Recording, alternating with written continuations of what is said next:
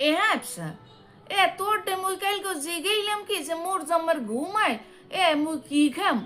তুই মই উঠি কইলি কি যে কফি খা হে ইয়ে হুন্নে মুই দৌড়াই যে ইয়ে হেবার বেনাই গনে যে মুই ফুলকপি পাতাকপি হেরপর শালগম কফি হ্যাঁ ইয়ে কিনে আনলাম কিনে এনে হেরপর এই রান্ধি বেরিয়ে খাইছি হাতে তো ঘুমের কিছু হয় নাই আয়